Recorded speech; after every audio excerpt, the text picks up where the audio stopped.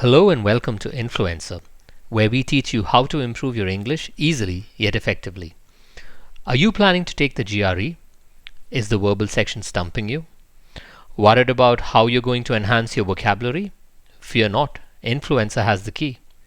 The Graduate Record Examination or GRE has numerous words that are present in its verbal section. These words are designed to test the vocabulary of even the most avid reader, and it isn't very easy. However, there are various ways to enhance your vocabulary instead of mugging up words. Why doesn't mugging up work, you ask?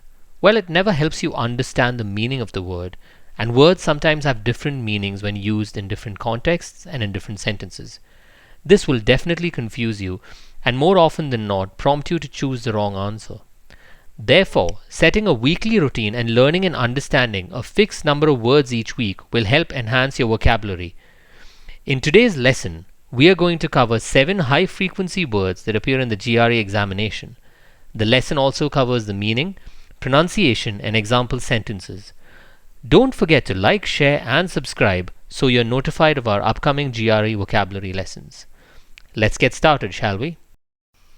Word number 1, deride. Let's pronounce that again. Deride. Also take a look at the pronunciation on screen if you're having trouble pronouncing this word. What does deride mean? Deride means to make fun of. If you look at the definition, it means to laugh at someone or something in a way that shows you think they're stupid or of no value. What does this mean exactly? You deride when you think what someone said is extremely stupid and you're showing your contempt. Let's try and use this in a few example sentences so you understand the meaning of the word better. An example sentence would be, Chris derided Tom's acting as pathetic. Let's break the sentence down. Chris derided Tom's acting as pathetic. In this sentence, Chris does not think highly of Tom's acting and is displaying how he feels. Let's take a look at another sentence. Though Liz's painting was derided by her friends, it fetched a lot of money at an art auction. What the sentence is saying is that even though Liz's friends and family made fun of the painting and thought it was terrible, other people found it to be lovely and paid a lot of money for it. Moving on to the next word, lethargic. Le-tha-gic. Let's repeat that again. Le-tha-gic. Lethargic. This word means having very little energy or unable to do anything. Let's expand on the meaning a little bit, shall we? When you're feeling very tired and just don't feel like moving or just want to stay in bed all day, then you say, I'm feeling really lethargic today. How can we use this in a sentence? Let's take a look. The first example sentence would be, after a long night of partying, Sarah stayed in bed all day as she was lethargic. Let's take a look at another sentence. How else can we use this word? As soon as the cadets heard the captain's footsteps, they snapped out of their lethargy.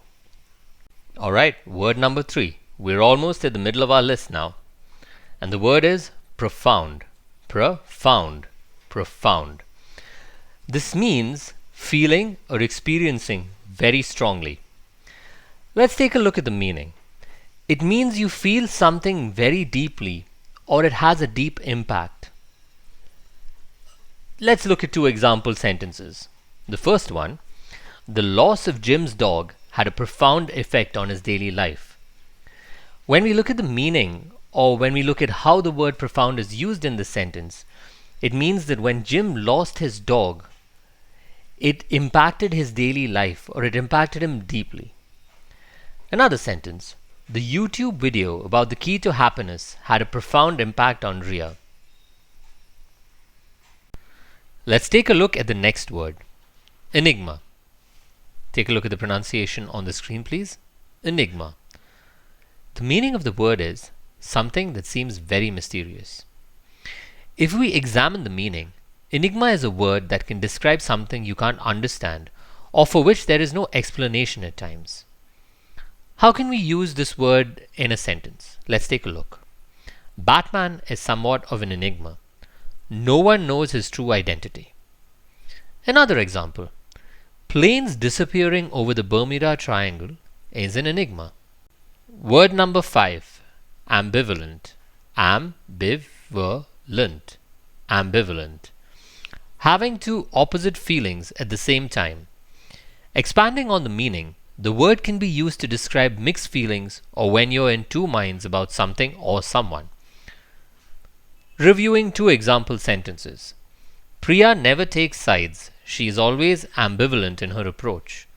Or another example. During the elections, Marcus was ambivalent about which party to vote for. Moving on to word number 6. Vacillate. Vacillate. A feeling of uncertainty about what to do. What this means is that you are uncertain about the right choice to make and you are trying to decide between options. Let's look at a few examples of how we can use this word in a sentence. Example number 1. Susie vacillated between anger and sorrow. Or another example. Peter vacillated between spending time to study and playing the drums.